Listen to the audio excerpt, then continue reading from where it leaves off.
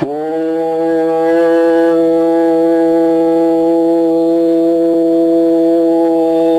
ஈஸ்வரா குருதேவா. ஆக அதன் வழிகொண்டு அந்த நீதியின் தன்மையை கொண்டு ஒரு மனிதன் அரசனுக்கு பதிவு செய்து அந்த பதிவு செய்து கொண்டு மக்களை ஒன்று திரட்டி ஒரு ஞானத்தை புகட்டினாலும் ஒற்றுமை வருவதற்கு இயக்கினாலும், ஆனால் மாற்று அரசன் அவன் இதனை எதிரியா வந்து தாக்கும் போது அதிலிருந்து காத்துக்கொள்ள தனக்கு வேண்டிய மதத்தை கூட்டி இந்த மதத்து மக்களுக்குள் இந்த எண்ணத்தை புகுத்தி இவன் கடவுளாகும் முயற்சி எடுத்தான். இன்று நாம் ஒரு வேப்ப மரத்தின் கசப்பான உணர்வலைகள் சூரியனின் காந்த அலைகள் வெளிப்படும் போது மற்ற அலைகள் மற்ற மரங்களிலிருந்து வரக்கூடிய மற்ற உணர்வின் அலைகள் இது ரெண்டும் சந்திக்கும் எதிர்நிலையான மோதல் ஆகும் போது இந்த அணுக்களுக்குள் மோதலாகி இந்த அணுக்கள் கூட்டத்தின் தன்மைக்கொப்ப இதனுடைய கவர்ச்சி மேகங்கள் மோதி அதற்குள் ஒரு அணுவின் தன்மைகள் கசப்பின் தன்மை அதிகமான ஆற்றல் இருந்தால் மற்ற மனத்தின் தன்மைகள் மோதும் போது இந்த அணுக்களின் தன்மைகள் ஒன்று சேர்த்து குவித்து இதற்குள் இரையாகி இந்த கசப்புக்குள் தம் மனத்தை எடுத்துக் கொள்ளும் நிலையில் வருகின்றது. நாம் கசப்பான பொருளுக்குள் இன்றைக்கு எடுத்துக்கொள்வோம். மல்லிகைப்பூ நாம் எடுத்துக்கொண்டால் அதை நாம் உட்கொண்டு ருசுவைத்தாலோ கசப்புத்தன்மை இருக்கும். ஆனால் அதனுடைய மனமோ வீரிய தன்மை கொண்டு நமக்குள் மணக்கச் செய்யும்.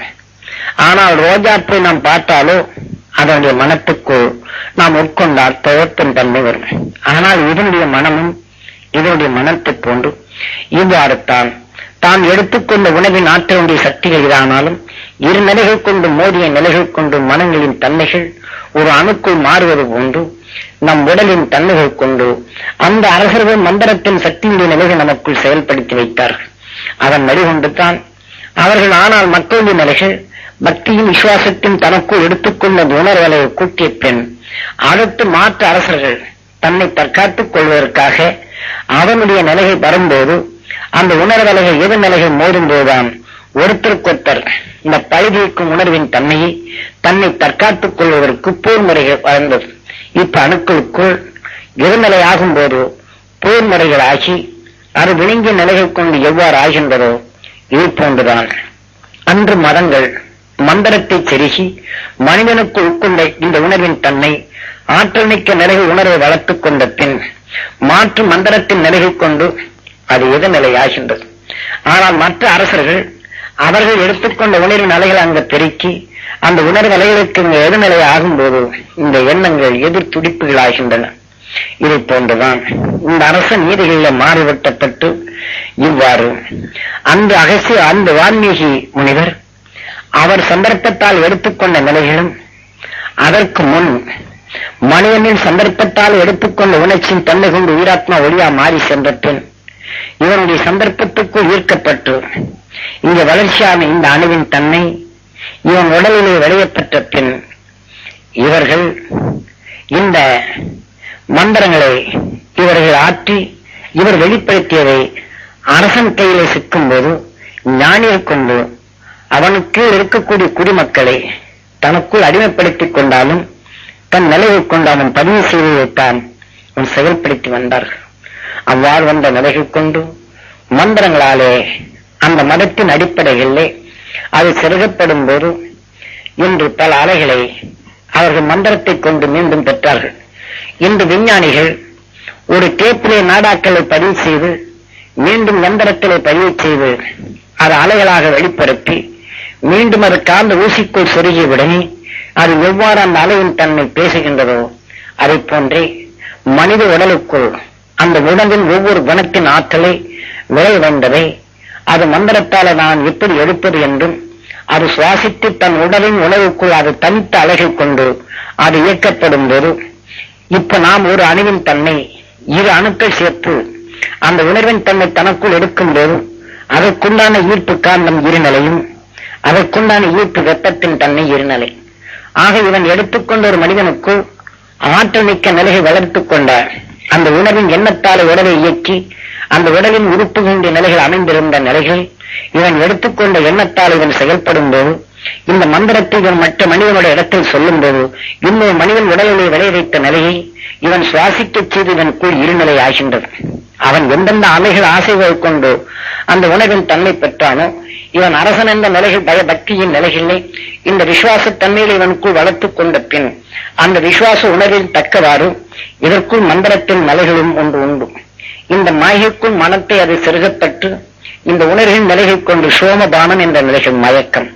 ஆக ஒரு மனிதனுக்குள் இன்று லாகரி வயசை நாம் குடித்தவுடனே நாம் எண்ணங்கள் எப்படி மயங்கி விடுகின்றதோ இதை போன்றுதான் இந்த உணர்வின் தன்மையை ஒரு குணத்திற்குள் செருகப்பட்டு அதை சுவாசிக்க செய்து இந்த உணர்வின் தன்மை கொண்டு அது எடுக்கப்படும் போது இந்த மதத்தின் அடிப்படையிலேயே சில நிலைகள் தேன் எப்படி தனக்குள் குடித்து அந்த ஒவ்வொரு பூவின் மனத்திற்குள் அதற்குள் இருக்கக்கூடிய மதுவை அந்த தேன் ஈக்கள் சாப்பிட்டு அது மதிமயக்கத்துடன் அது சுழல்கின்றதோ இதை போன்றுதான் மலருக்குள் இருக்கும் மயக்கம் அந்த மலரின் வீசிய தன்மைகள் கொண்டு மனத்தை அதிகமாக வீசச் செய்யும் அந்த அணுவுக்குள் இருக்கும் இந்த விஷத்தின் ஆற்றல் அதற்குள் செயல்படும் இந்த ஆற்றலின் தன்மையை புரிந்து கொண்டதனால்தான் அந்த அரசர்கள் மந்திரத்தின் நிலைகள் கொண்ட அலைகளை பரப்பி மனித உடலுக்குள் இவன் இறந்த பின் இந்த உடலின் அலைகள் செதறும்.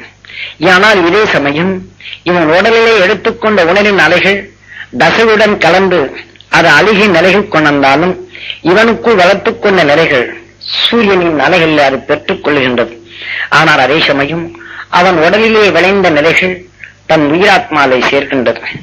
சேர்த்த அந்த உணர்வின் தன்மை கொண்டுதான் பல நிறைகள் கொண்டு அந்த அரசர்கள் தான் திருப்பி பெறும் மாறி எந்த இந்த நிலைகளுக்குள் சில சூட்சம நிலைகள் பெற்று மனிதனுக்குள் பெற்ற குணத்தின் தன்மையை பல கோடி உணர்வுக்குள் அது பிரித்தாளும் நிலையும் தனக்குள் இரு நிலைகள் கொண்டு சேர்த்து ஆற்றல் மிக்க நிலைகள். கடந்த காலங்களிலே நாம் தெரிந்து கொள்ளலாம். அரசர்கள் ஒவ்வொருத்தரும் தனக்கு சக்திக்கு மீறிய தன்மை கொண்ட வாள்களை தூக்கியிருப்பார்கள்.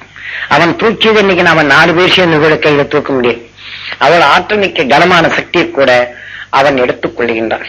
ஆக ஒரு மனிதனுக்குள் ஆற்றல் கொண்ட ஒரு உணர்வின் எண்ணத்தை வளர்த்துக் கொண்டவனும் அவன் உணர்வான எண்ணங்களை வளர்த்தும் வெளியிட்ட நிலையை இந்த மந்திரத்தின் சொல்லுக்குள் ஒரு மனிதனுக்குள் வளர்த்துக் கொண்ட அந்த ஆற்றல் மிக்க நிலையை பல உணர்வின் நிலைகள் கொண்டு இந்த உணர்வை தான் மகிழ்ந்து நுகர்ந்து கொண்டு தன் உடலுக்குள் சேர்த்துக் கொண்டானால் இந்த உணர்வின் எண்ணத்தை கூட்டும் போது இவனுக்கு ஆற்றல் மிக்க நிலைகளிலும் கூட கடுமையான ஆயுதங்களின் தூக்கி அந்த ஆயுதத்தின் என்ன உணர்வின் நிலைகள் கொண்டு போர் முனைகளிலே செல்லும் போது மற்ற எதிரிகளின் தன்மையை வீழ்த்தி தன் உணர்வின் செல்லாலே ஒரு சொல்லின் விகார எண்ணத்தின் ஓட்டம் இந்த மந்திர சொல்லுக்குள் அதை சொல்லிய பின் இந்த உணர்வின் தன்மை ஆற்றல் மிக்க ஆயுதத்தை தூக்கினாலும் இந்த உணர்வின் தன்மை கொண்டு அவன் உடலிலே குதிரத்தை அதாவது இரத்தத்தை தான் ஈர்க்கும் இந்த காந்த அலைகள் கொண்டு அவனிடம் ஆயுதம் இருந்தாலும் அது எதிர்நிலைகள் கொண்டு மாற்றி அவனை வீழ்த்தச் செய்யும் மந்திர சக்தியுடைய நிலைகள் மனிதனுடைய உணர்வின் தன்மைதான் பெற்றார்கள். இதை போன்றுதான் அந்த அரசர்கள் சேர்த்து இந்த போர் முனைகளின் தன்மையிலே எண்ணங்களை கொண்டு சில அலைகளை பரப்பி சில நிலைகளை செய்தார்கள். இன்று நாம் விஞ்ஞான நிலைகளை நாம் பார்க்கின்றோம். பல உணர்வின் அலைகளை புற சரீரங்களை பார்க்கப்பட்டு அதை நாம் எந்திரத்தின் துணை கொண்டு நாம் இயங்குகின்றோம். ஆனால் அன்று மனிதனுக்குள் இருக்கக்கூடிய ஆற்றலின் தன்மையை கூடு விட்டு கூடு பாயும் தன்மையும் பல உணர்வின் சத்தை தனக்குள் சேர்க்கப்படும் போது உணர்வுகள் கலைந்து ரூபங்கள் மாறுவதும் அதை மாறுவதற்கு இன்னொரு துணை கொண்டு பல மந்திரங்களை சொன்ன உடனே இந்த உணர்வின் நிலைகள் உருமாறுவதும் இன்று நாம் கண்ணிலே பார்க்கின்றோம். நாம் கண்ணுக்கே புலப்படாத நிலைகள் கொண்டு பல மந்திரங்களை நாம் சொன்ன பின் ஒரு மந்திரத்துக்குள் எந்த பொருளின் மனிதன் உணர்வின் தன்மையை ஒரு பொருளுக்குள் ஊடுருவச் செய்து அதை மீண்டும் தட்டி எழுப்பி அந்த மந்திரத்தை சொல்லுமேயானால் அந்த பொருள் ஆவியாக மாறி தன் உணர்வுடன் மோதப்படும் போது அந்த பொருளின் ரூபங்கள் அடைகின்றது. ஆக இதையெல்லாம் ஒரு மனிதனுக்குள் ஒரு உணர்வின் அணுக்களுக்குள் அணுக்கள் மோதி அணுக்களின் நிலைகள் உருமாறிய நிலைகள் கொண்டு அந்த பொருளின் அணுக்களின் தன்மை விளைந்த தன்மைகள்.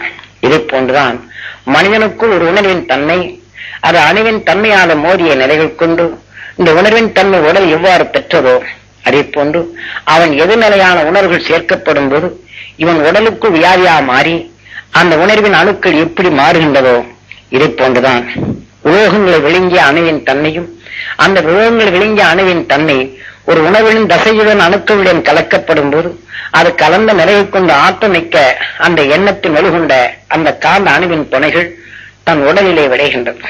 அவ்வாறு அந்த மந்திரத்துக்குள் இவ்வாறு சில உணர்வின் தன்மையை அவன் பிரித்தெடுத்து அந்த பிரித்த நிலைகள் கொண்டுதான் மந்திர சக்திகளை பயன்படுத்தினார்கள் கடந்த காலங்களில்.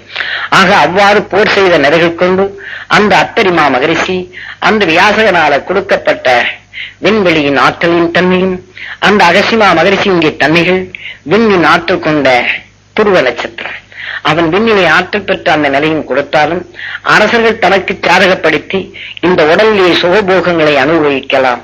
இதன் பின் நாம் அந்த தெய்வீக தன்மை